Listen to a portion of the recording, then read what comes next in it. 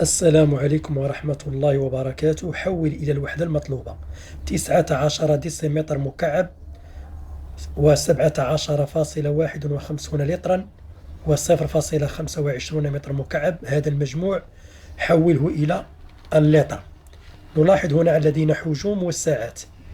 الساعات يتعلق الأمر بقياس السوائل، اللتر وأجزاؤه ومضاعفاته، ليكتولتر، ديكالتر، لتر، ديسيلتر، سنتيلتر، مليلتر.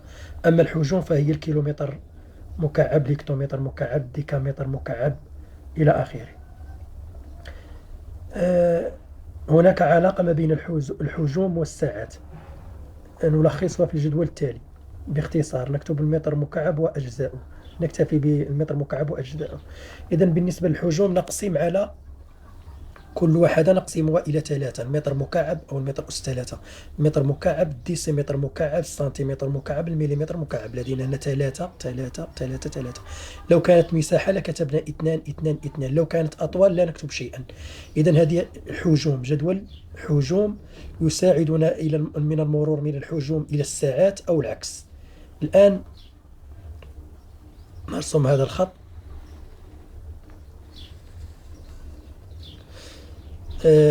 ونعلم أن 1 لتر يساوي 1 ديسيمتر مكعب. لا ننسى أن هنا وحدات المتر مكعب، عشرات المتر مكعب، مئات المتر مكعب، الوحدات العشرات، المئات، إلى آخره. إذا 1 لتر، إذا اللتر يوضع هنا. إذا لتر واحد يساوي ديسيمتر واحد. إذا اللتر يتبعه ماذا؟ يتبعه ديسي لتر، ثم سنتي لتر، ثم الميلي لتر.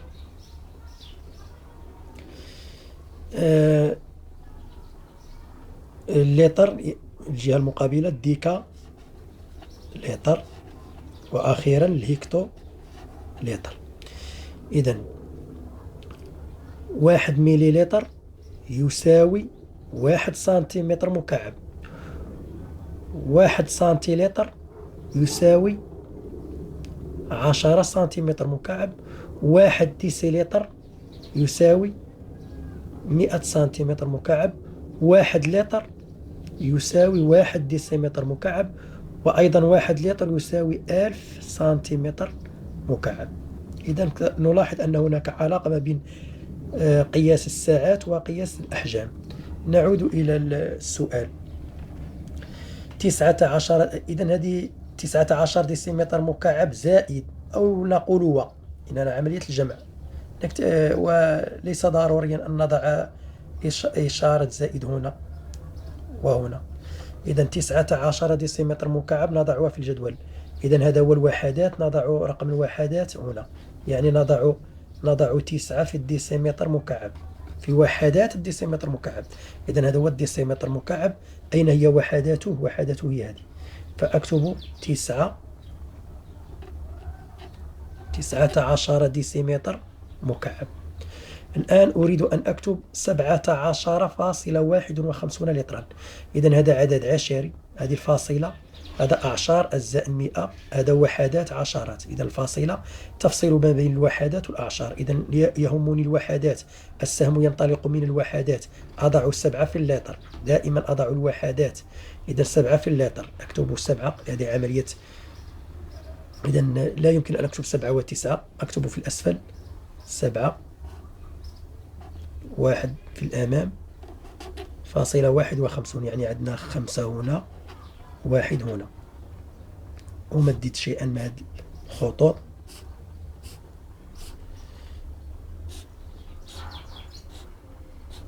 بقي ماذا؟ بقي لي لا أكتب الفاصلة هنا، لأن 17.51 لترا هي 1751 سنتيلترا مثلا، لا داعي لكتابة الفاصلة هنا.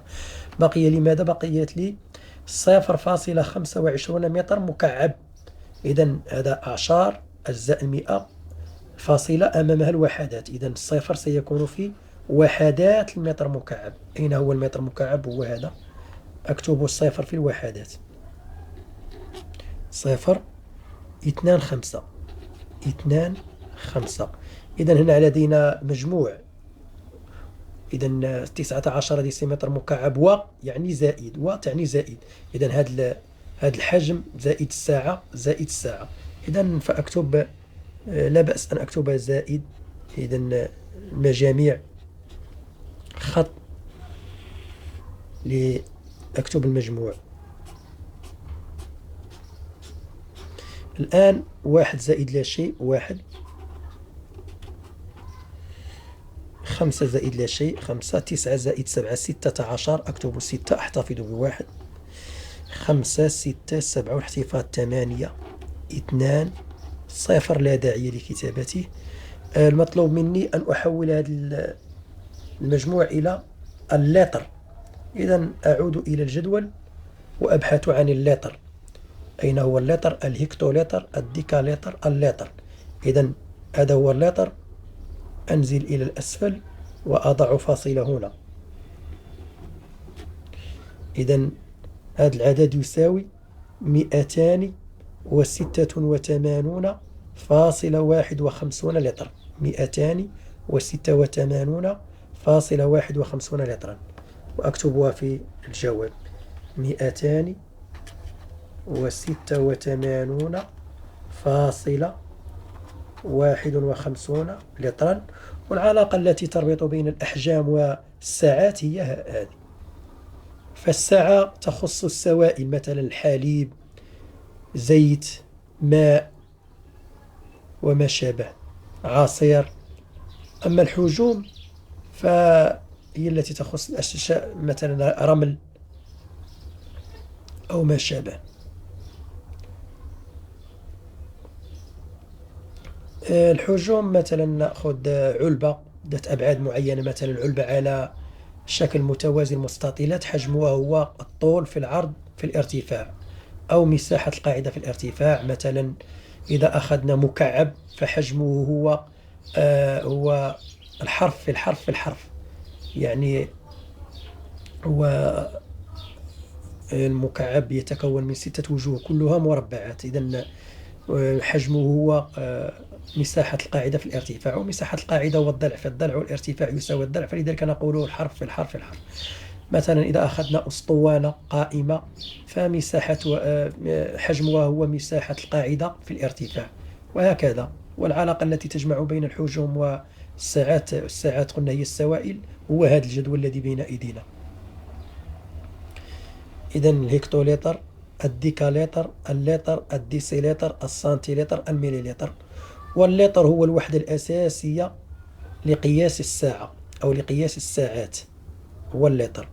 وواحد لتر يساوي 1 ديسيمتر مكعب. يعني إذا أخذنا مثلا ببساطة، إذا أخذنا مكعب طول كل حرف فيه 1 ديسيمتر مكعب، وسكبنا فيه سائل يساوي لتر، فإنه يملأه تماما. يعني 1 ديسيمتر مكعب يساوي 1 لتر.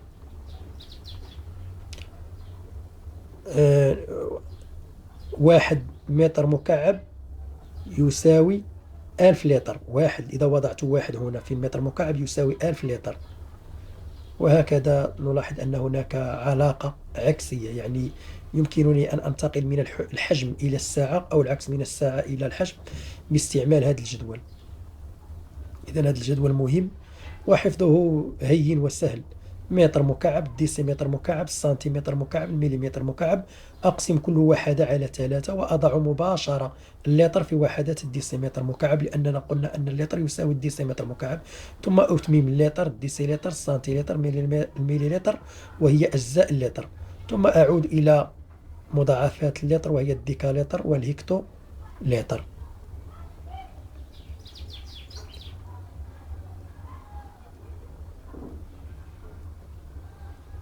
مثلا إذا كانت الشاحنة تحمل مثلا حليب أو لبن أو سائل ماء، فنقول نستعمل هذا الساعة. أو مثلا إذا كانت تحمل رمالا أو تحمل أحجار أو تحمل الحديد، فنستعمل الحجوم. وهناك علاقة ما بينهما طبعا هي التي تعرفنا عليها، والكثير ستعرفونه في السنوات القادمة، خصوصا عند دراسة الكتلة الحجمية. الكتلة الحجمية ستتعمقون أكثر في هذه المسألة. والسلام عليكم ورحمة الله وبركاته.